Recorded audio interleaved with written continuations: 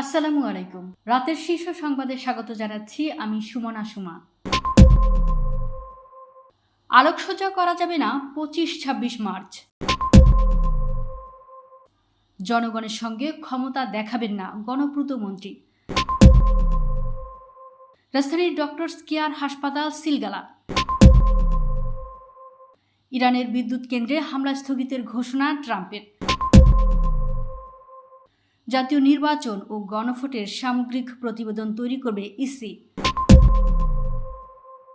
রোহিঙ্গা ইস্যুতে হাসিনা সরকার পুরো ১২টা বাজিয়ে গেছে, শামা ওবায়েদ। জুলাই সনদ বাস্তবায়ন প্রতিশ্রুতি থেকে সরকার সরে গেছে, মিয়া গোলাম পরওয়ার। বাংলাদেশিদের জন্য ভিসা স্থগিত করল যুক্তরাষ্ট্র। কুমিল্লায় ট্রেন বাসের সংঘর্ষে ১২ জন আহত, মৃত্যু ২, গেটম্যানের বিরুদ্ধে মামলা। সরকারের জনহিতকর পদক্ষেপে পূর্ণ সমর্থন থাকবে, ডাক্তার শফিকুর রহমান। ট্রাম্পের বিদ্যুৎ কেন্দ্রে হামলা স্থগিত ঘোষণায় বিশ্ববাজারে মুহূর্তেই কমল তেলের দাম। ভারতের বিমান বাহিনীর যেসব তথ্য হাতিয়ে নিল পাকিস্তান। শুনছিলেন শিরোনাম, এবার বিস্তারিত। ২৫ মার্চ গণহত্যা দিবস ২০২৬ পালন উপলক্ষে গুরুত্বপূর্ণ সরকারি, আধা সরকারি, স্বায়ত্তশাসিত এবং বেসরকারি ভবন ও স্থাপনায় কোনো অবস্থাতেই ২৫ মার্চ রাতে আলোকসজ্জা করা যাবে না। গত ৮ মার্চ স্বরাষ্ট্র মন্ত্রণালয়ের এক সংবাদ বিজ্ঞপ্তি থেকে এ তথ্য জানা যায়। জ্বালানি সংকট মাথায় রেখে কৃচ্ছ সাধনের উদ্দেশ্যে এবার ২৬ মার্চ মহান স্বাধীনতা ও জাতীয় দিবসে দেশব্যাপী কোনো আলোকসজ্জা করা হবে না বলে জানিয়েছেন স্বরাষ্ট্রমন্ত্রী সালাউদ্দিন আহমদ।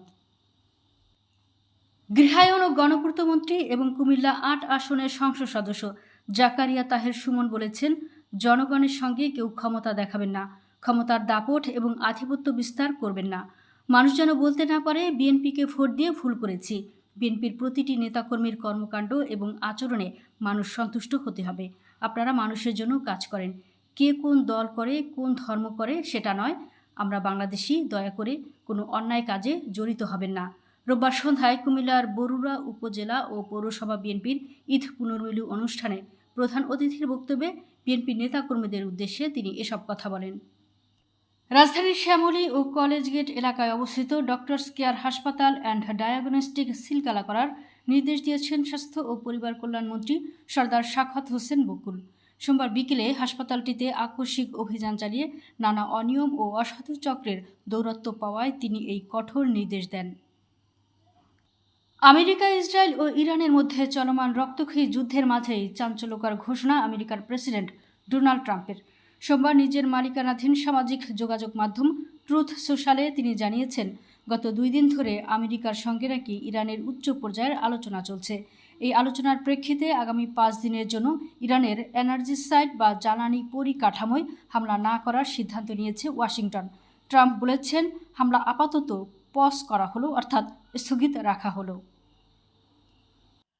ত্রয়োদশ জাতীয় সংসদ নির্বাচন ও গণভোটের সামগ্রিক বিষয়ে প্রতিবেদন তৈরির একটি রূপরেখা প্রস্তুত করার নির্দেশ দিয়েছে নির্বাচন কমিশন।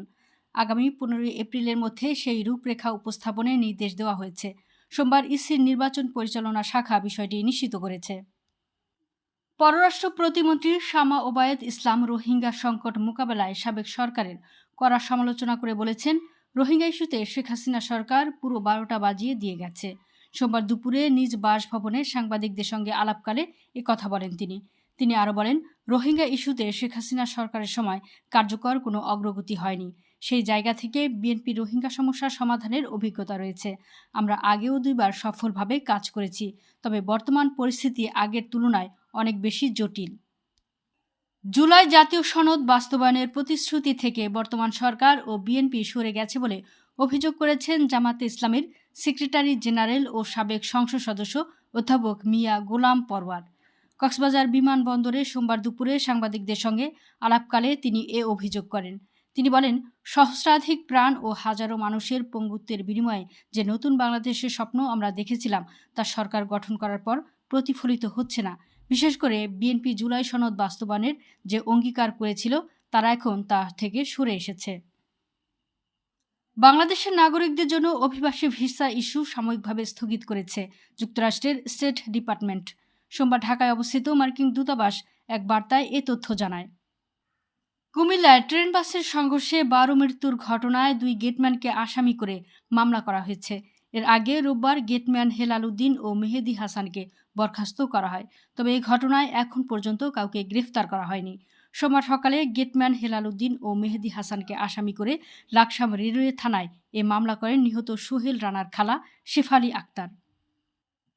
জাতীয় সংসদের বিরোধী দলীয় নেতা ও বাংলাদেশ জামাতে ইসলামীর আমির ডাক্তার শফিকুর রহমান এমপি বলেছেন, সরকার জনহিতকর পদক্ষেপ নিলে জামাতে ইসলামী পূর্ণ সমর্থন ও সহযোগিতা করবে, তবে জনস্বার্থ বিরোধী যে কোনো সিদ্ধান্ত রাজপথে প্রতিহত করার ঘোষণা দেন তিনি।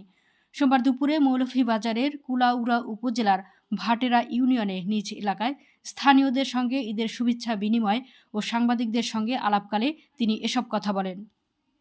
ভারতের বিমান বাহিনীতে গুপ্তচর নিয়োগ দিয়েছে পাকিস্তান।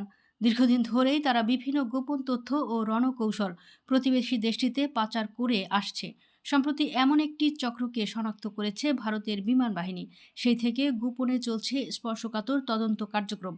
তদন্ত চলমান থাকা অবস্থায় আসামে বিমান বাহিনীর একটি ঘাঁটি থেকে সুমিত কুমার নামে কর্মচারীকে গ্রেফতার করেছে দেশটির পুলিশ।